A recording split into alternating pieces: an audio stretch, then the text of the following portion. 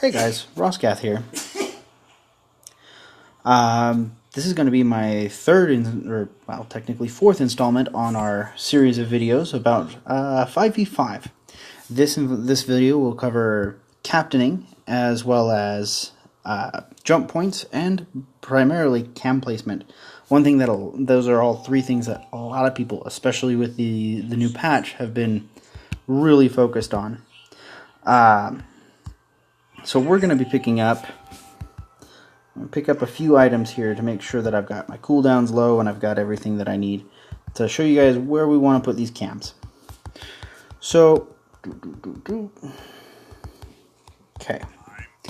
So the first thing you're going to notice is your captain is really one of the more influential roles in 5v5. Part of the reason for that is because they not only need to help cover your laner and help them farm and protect them, but they also are in charge of kind of supporting any lane, roaming to a given lane that may need help. So your captain is your primary person who will roll up top and rotate up top if they say, hey, I'm getting bullied out of my lane. Your captain should be your first person who does this, with maybe your jungler being a second option. On top of that, your captain should be the person to rotate down if, say, your jungler is occupied or your bot lane jungler is available for a gank. So maybe maybe the enemy laner is extended all out past here. You can take a quick jaunt through the river and go, haha, I'm gonna root you and then stun you and then etc., and we're good. And you get your kill, or you can give your teammate an advantage. So these are primary things that you want to be doing as a captain. So with that in mind, that also gives us an idea of the kind of heroes that we want to have for our captains, and what kind of captain you want to play. Because there are lots of different ways to play captains. Captains can be both played as frontline fighters, like this Lance here, or I could be playing a backline hero like Lyra, who heals from behind and provides some good anti-leaping mechanics. So there's lots of different ways to play a captain. I would say probably the best ones suited to the job are the ones recommended on the hero selection screen. But that doesn't mean that somebody who isn't on there can't play a captain. It just means that they're probably not going to be as effective at it as someone else. So those are kind of your hero choices. I would say probably more important as far as playing your captain that over who you're playing is, or at least as important, is your item choice. So you notice when I was buying these items at the very beginning, I picked up a Crucible, which is a good pickup for pretty much any captain, as it gives them lots of bonus max health, and it gives them the reflex block that they can share with their teammates. The Pulse Weave is good for initiator heroes. This is one of the newer items, and we'll go more over items next week, but the Pulse Weave will help you initiate. It's also really good for captains who tend to be roaming around and supporting lanes by kills a lot, because of that plus 10% base move speed. The Clockwork is still the ever-popular item choice, because it still gives the most cooldown reduction, and it gives lots of energy, which is very useful for most captains, as there are a lot of items out there that give cooldown reduction, but don't necessarily give them the energy they need to sustain their disables or their heals. So Clockwork is a very good option to pick here. And you notice I also picked up the Super Scout 2000, which gives me lots of vision. Vision is one of, if not the highest priority for a captain, because there is nothing in this game that is stronger offensively or defensively than having good vision. Like, I can't express enough how important it is to have good vision in this game. If you waste your scout cams and you just don't have the vision, you're gonna get beat every single time. And on the other side of the coin, if you always know where the enemy team is, you know you're never gonna get ganked, and you can set up those ganks all day long, and you can completely dominate the map. Even if the enemy has a gold advantage, having a significant vision advantage will definitely give you give you a good fighting chance to come back. So with those things said, I suggest when you start the match that you should start in middle lane, and then ideally you'll want to either rotate.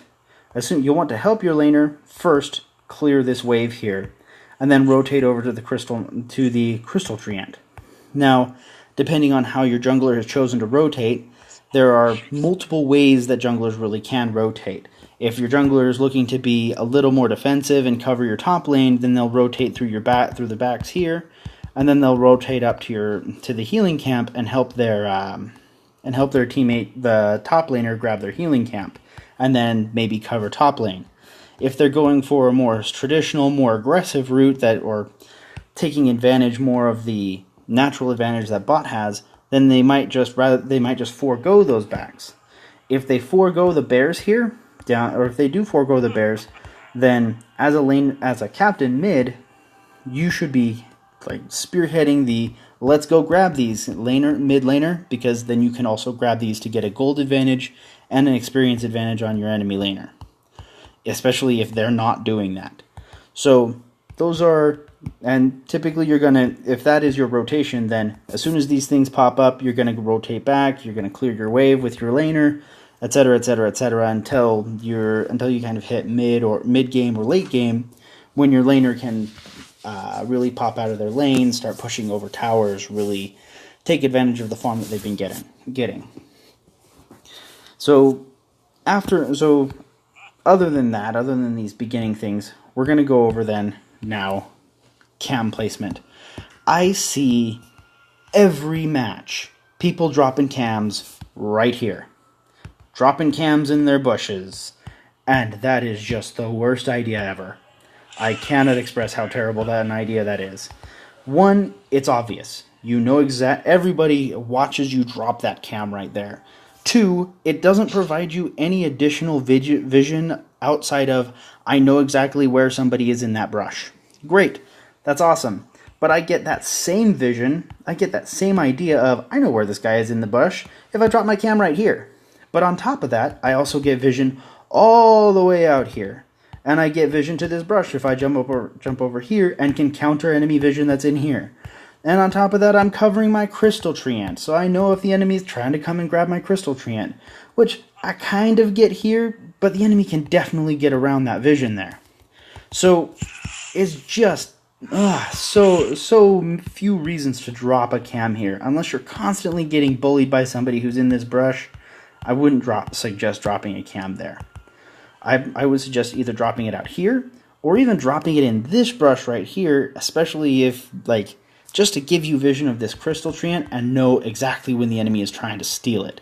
Because junglers will definitely try and steal that.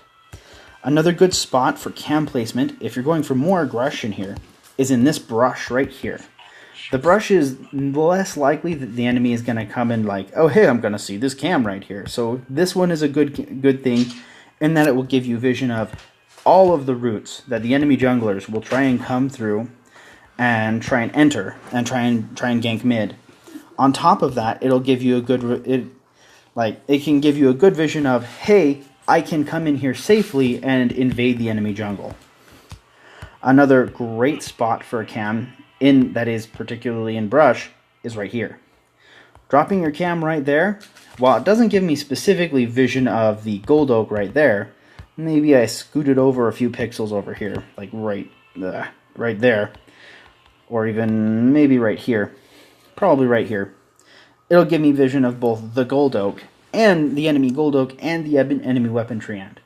With that vision, I know where my jungler is pretty much at all times. And if I know where my enemy jungler is, I can then go up and invade his jungle and just royally screw him over. Which also makes it a lot harder for their top laner to apply lots of pressure. You end up with a lot of advantage by taking out the enemy jungler. So, as a captain, you should focus on defense, but if you're playing a frontline captain, it's not a bad idea to try and take the initiative and try and invade the enemy jungle, especially if you can get good vision up here. So, that's not a good idea. Well, whatever. I'm Lance. I'm tanky. So we're gonna swing around here. So this is your enemy. This is the enemy air. We'll call it. It's their enemy top area. It's our top. It's for us. It's the bot area of the enemy bot. But so placing cams up here can also give you lots of advantages. So a good place. Again, the same spots that you would place if you were a bot laner or a jungler to keep vision on the enemy treants. But also, if you're going a little further in, a good place to drop a cam is right here, as this will give you vision of pretty much everything going on in here. They almost have to go through this crossroads here. So because they have to pass through this area, you know exactly where the enemies are going to be if they go through their lane, because your creeps are going to be there, or if they go through their jungle, because they're going to have to walk past your cam.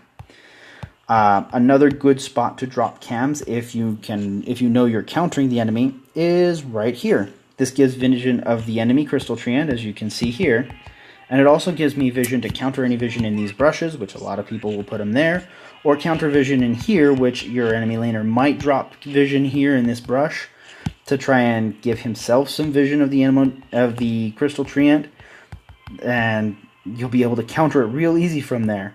Even though he is on his tower, he can't really. If you're pushing this tower, he's going to be forced to get back. So those are really good spots for cam placement. Another ideal spot for cam placement is coming right through your own jungle and dropping into the appropriate dragon's lair. This gives you a vision of major objectives.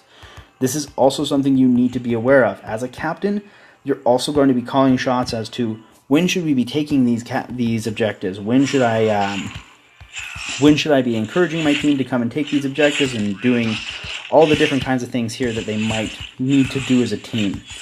Team fights are definitely your forte as a captain. So another interesting way to drop cams, and this is a great one, is you can pull up here, and if I had a cam anymore, I would drop it, but I ran out. We'll just drop a flare on it. So I have to, because there's a dragon there, I have to click on while I can't see him. But you can drop a flare, like I'll drop the flare right there to show you this is a good spot to drop cams, because if I drop a cam there, it again gives me vision of the enemy jungle, gives my teammates vision of the enemy jungle camp, and it'll protect them. So again, more good spots for cams. There's also the option, if you can't, maybe you're trying to be a little more aggressive, but you can't really get a foothold, a good place to get to, maybe you're going bot, and you coming back, really wish I could get vision of this crystal thing here, of this crystal treant here, but I can't get up there. Every time I drop a cam there, they see me coming from a mile away. You can drop a cam right across the brush from this shop here. On top of that, most heroes can actually jump across this here. Even Lance, who has probably the shortest dash or leap ability, can even jump across that gap. We're going to go over a little more jump abilities because it looks like I'm running out of time, but we're going to go over jump points real quick. So obviously I just showed you one from the crystal treant. These are all mirror images. So remember, anything I do on one side, I can do on the opposite as well. So a lot of heroes can definitely jump over this part right here. Lance is not quite as good at leaping as I was hoping. But most heroes can actually jump across this little wall here to get to their healing camp, or get from their healing camp to their turret, and if they or jump from the enemy healing camp to their turret, to the enemy turret, which can be a good aggressive play to really kind of force the enemy out of their turret, or be able to get them even when they're on their turret. Surprisingly, this right here, you can't jump. Despite you just can't jump these walls. It's weird. Another popular spot to jump wall is right on the layers. They are jump into or out of the layers. This is a great escape point. Getting in and out of those, you're gonna, if your enemy does not have a jump or leap effect, they are gonna be spending another 5 or 10 seconds catching up to you.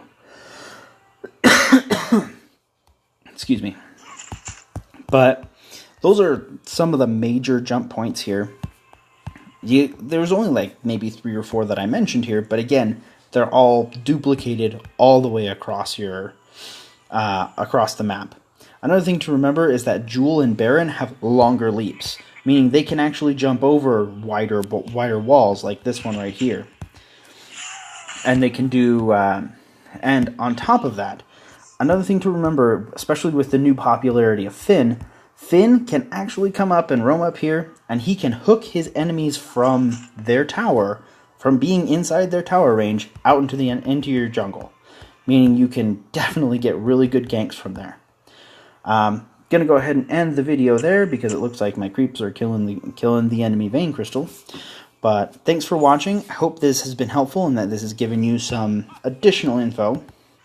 And maybe it'll be able to implement some of this and win some extra games. I will see you guys out on the rise. Also, as a post note, next week I will be doing a video on items. I'll focus first on general item construction and item building strategies, and after that we will be going over more specific trees, over crystal or weapon trees, or building captains. So be sure to tune in next Monday or Tuesday, depending on how much work I have. Talk to you guys later.